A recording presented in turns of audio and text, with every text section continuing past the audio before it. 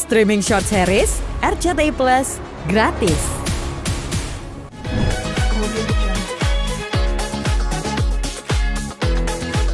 Dan olahraga biliar itu, permainan biliar bisa ditemukan di semua kota di Indonesia, di semua negara di dunia, bahkan sampai ke desa-desa tuh ada biliar.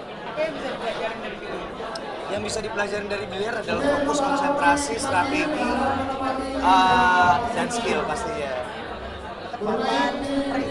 Ya dan juga strategi ya.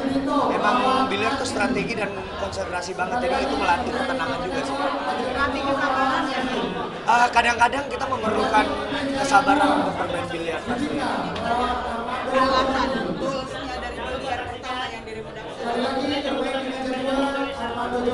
Biliar ya pertama harus stick lah ya pasti, karena ini senjata utama gitu. Terusnya yang mulai perlengkapan lain kayak mulai chalk, kayak mulai sarung tangan, kayak handuk dan lain-lain semua akhirnya memang, bahkan sekarang meja di rumah udah ada 3 gitu.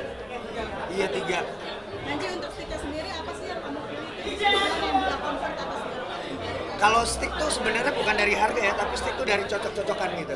Kan ada yang kayu, ada yang karbon, macem-macem.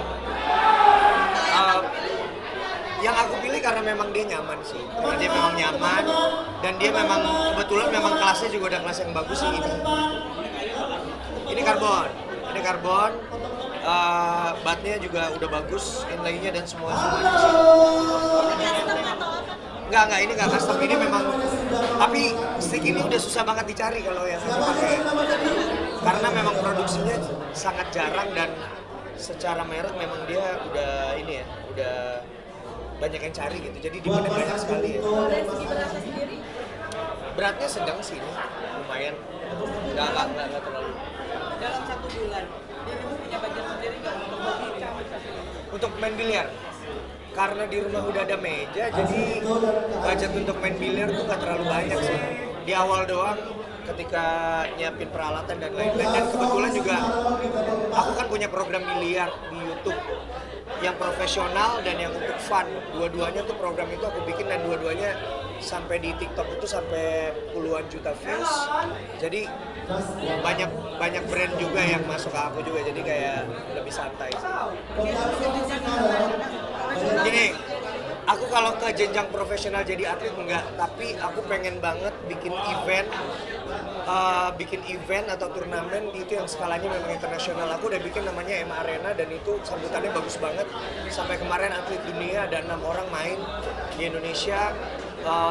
Atlet cowoknya juga kemarin sempat nomor 1, Aloysius Siap main. Atlet cewek nomor 1 juga sempat main kemarin. Jadi aku pengennya bikin program biliar yang bagus. Aku main. Thank you ya.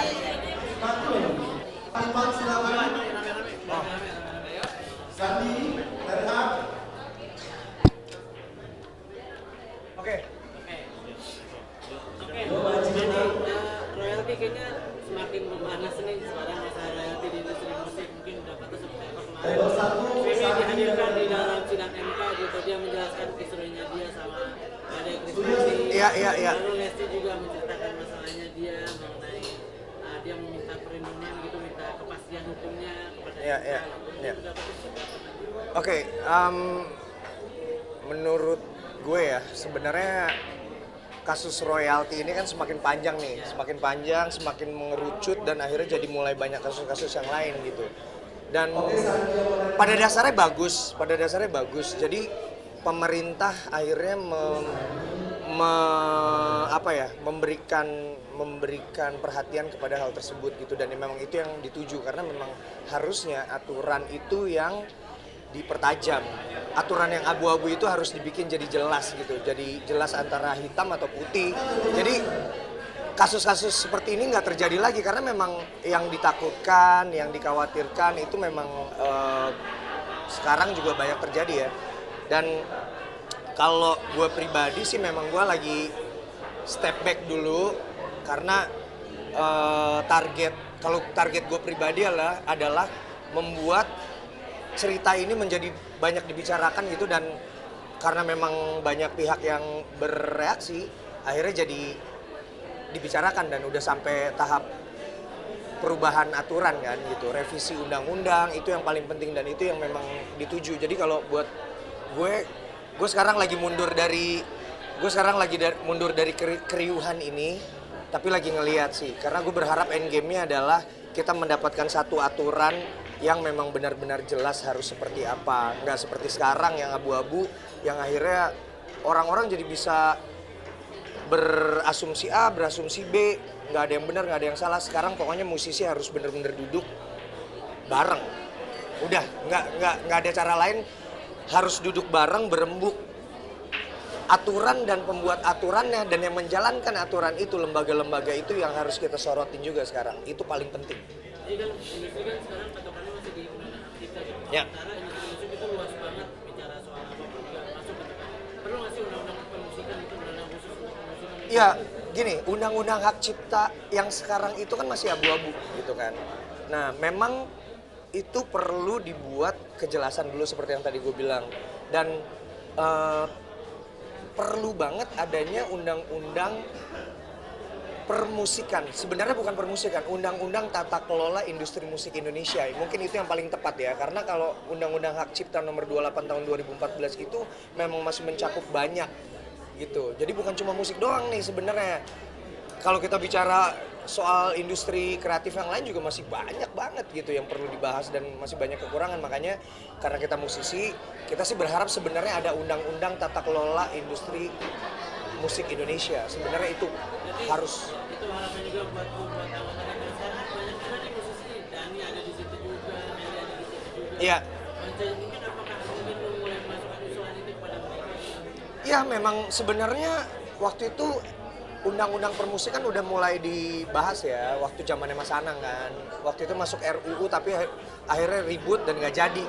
Nah sebenarnya ini momen yang bagus juga dan ya secara pribadi juga gue mencoba menyampaikan ya, walaupun memang deketnya misalnya sama Mas Dhani gitu, menyampaikan lewat Mas Dhani gitu ya. Semoga memang sama perwakilan musisi-musisi Indonesia yang ada di Dewan bisa ya. Nah, lo sempat bilang Mas Piyu dapat 100 sekian gitu ribu. Lo bilang kita udah menol. Ya. Ya memang benar, royalty performing rights di Indonesia itu satu hal yang masih sangat perlu dibenahi ya, karena memang gue pribadi dapat 0. Seharusnya banyak dapatnya gitu, atau setidaknya mendapatkan haknya gitu gue, tapi enggak kan.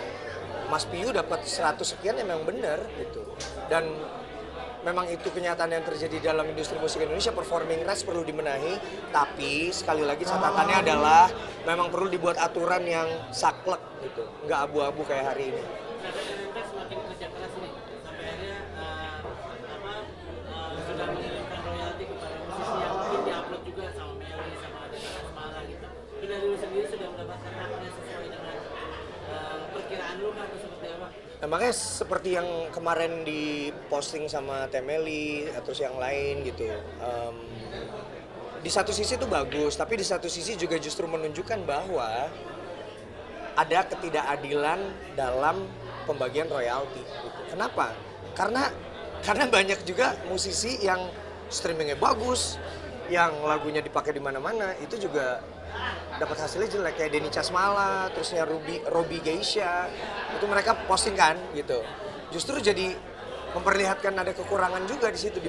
Jadi sebenarnya pola pembagiannya itu seperti apa sih? Nah itu yang butuh dibahas banget, karena gini loh, kita di dalam undang-undang maupun di PP itu ada pasal di mana lembaga manajemen kolektif itu harus transparan dalam pengelolaannya dan juga dalam menyatakan hasil laporan terhadap masyarakat umum gitu. Itu yang belum. Tapi dari Anji sendiri kalau kita dapat berapa sih? Gua dapat lumayan, tapi gua rasa itu belum sesuai sih. Belum sesuai. Kenapa? Mungkin memang lu sudah ada datanya sendiri gitu. Ya kan gini kan, sebenarnya gini. Lagu gua tuh salah satu lagu yang banyak dipakai juga.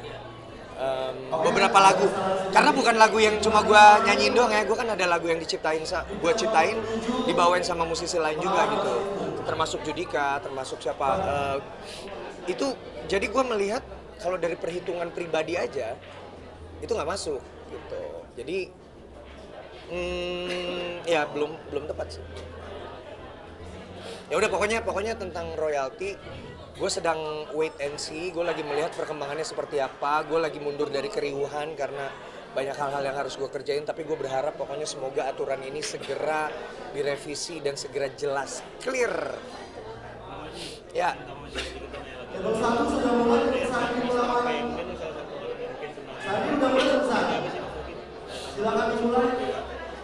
Gue nggak kenal sama Mr. P sih ya.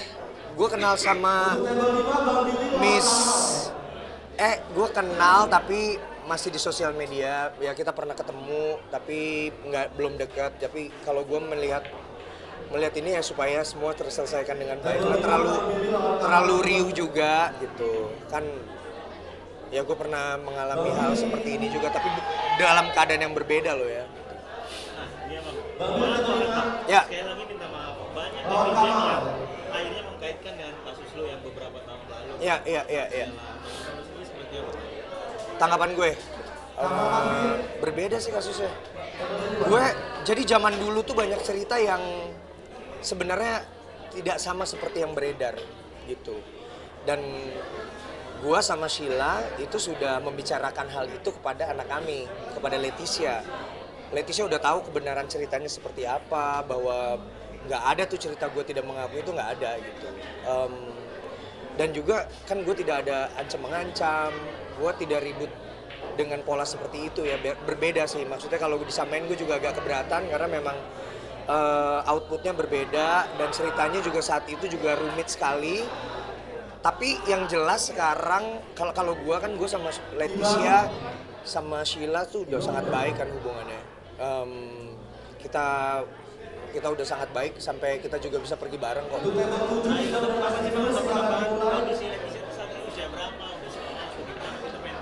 Terakhir kali ketemu sama Leticia 2 minggu lalu gue dari Bali. Pokoknya setiap kali ke Bali gue pasti nemuin Leticia, pasti langsung ketemu mereka. Dan maksudnya sama Sheila juga baik-baik aja. 2 minggu lalu lah baru ketemu. Sekarang Leticia usianya menuju 16. Februari nanti 16 tahun. Dia udah masuk udah di SMP kelas 2 dan dia lagi seneng dance gitu. Dan dance-nya bagus banget. Hubungan kami juga bagus. Jadi kalau misalnya nanya kabar tentang Anji, Sheila, Leticia, semua dalam keadaan baik.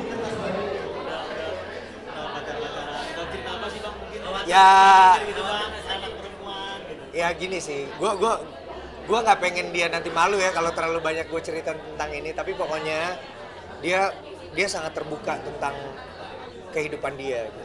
Terutama sama ibunya, tapi sama bapaknya pun karena memang dekat dan ibunya pun mengizinkan dia dekat sama gue. Kalau gue datang ke Bali juga mau selalu pergi bareng, dan kan kayak ada banyak video-video kan gue sama Leticia tiap kali pergi entah belanja atau ngapa-ngapain gitu. Dia udah mulai cerita tentang cowok, dia mulai cerita tentang kegiatannya gitu. Tapi kalau soal pacaran atau tidak, saya tidak akan cerita. Manggilnya papa. Leticia satu-satunya anak gue yang manggil gue papa. Tapi dalam hati lu ketika anak lu udah besar terus udah bicara soal wanita kayak ada rasa ketakutan atau mungkin lu makin protektif gitu ke anak supaya Enggak sih. Justru perasaan gue sebenarnya fun aja, senang. Artinya anak gue sedang mengalami peningkatan emosi, level kedewasaan gitu. Dan gue nggak ada rasa khawatir dan lain-lain.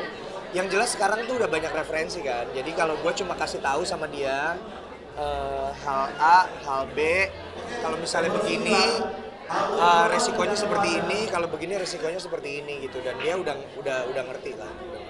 Dan gue juga nggak pengen terlalu protektif karena buat gue sesuatu yang terlalu digenggam itu kan pasti akan keluar melalui berbagai macam cara ya. Jadi dikasih pengertian, dikasih gambaran aja gitu.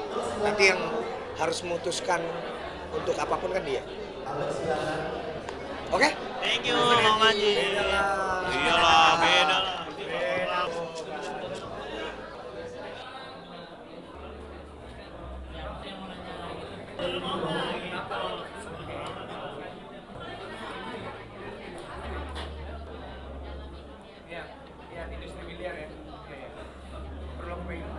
Kalau